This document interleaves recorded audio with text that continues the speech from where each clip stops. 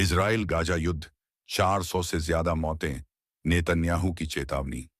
यह तो सिर्फ शुरुआत है। गाजा पट्टी मंगलवार को बम धमाकों से कांप उठी। चारों ओर चीख पुकार, धुएं और तबाही का मंजर था। इजराइल ने एक के बाद एक जबरदस्त हवाई हमले किए, जिसमें फिलिस्तीनी अधिकारियों के मुताबिक 400 से अधिक लोग मारे गए। महिलाओं और बच्चों के शव मलबे से निकाले जा रहे थे। अस्पताल जख्मियों से पट चुके थे और चारों ओर सन्नाटा पसरा हुआ था, मानो मौत खुद गाजा की गलियों में घूम रही हो। लेकिन प्रधानमंत्री बेंजामिन नेतन्याहू की बातों ने इस भयावह रात को और भी डरावना बना दिया। उन्होंने कड़े शब्दों में ऐलान किया, यह तो सिर्फ शुरुआत है। हम तब तक नहीं रुकेंगे जब तक हमास पूरी तरह खत्म नहीं हो जाता और हमारे सभी बंधक वापस नहीं आ जाते। आगे क्या होगा? क्या यह जंग और भयानक होगी?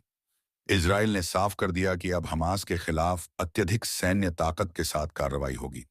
गाजा के पूर्वी इलाकों के लोगों को जगह खाली करने का आदेश दे दिया गया, जो इस बात का संकेत है कि जमीनी हमला भी जल्द हो सकता है।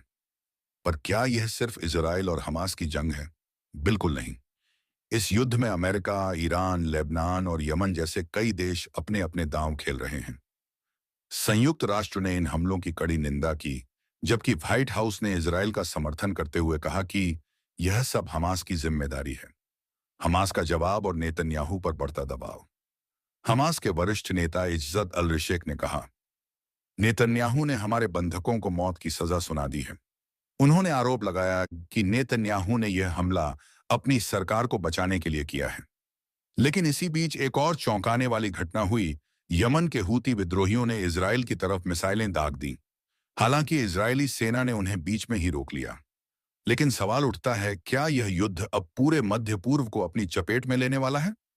बंधकों के परिवारों में गुस्सा, नेतन्याहू की कुर्सी खतरे में। नेतन्याहू को अब अपने ही देश में विरोध झेलना पड़ रहा है।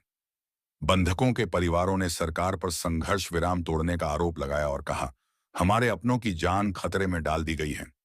इजरायली रक्षा मंत्री इजराइल काट्जे ने चेतावनी दी, अगर हमास ने बंधकों को तुरंत रिहा नहीं किया तो उसे पूरी तरह नष्ट कर दिया जाएगा।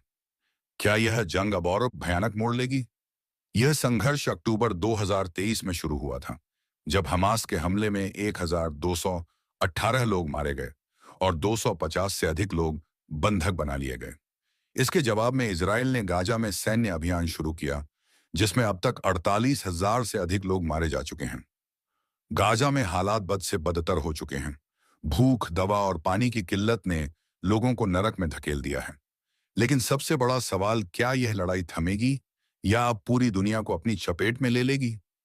आने वाले दिनों में क्या होगा? नेतन्याहू का अगला कदम क्या होगा?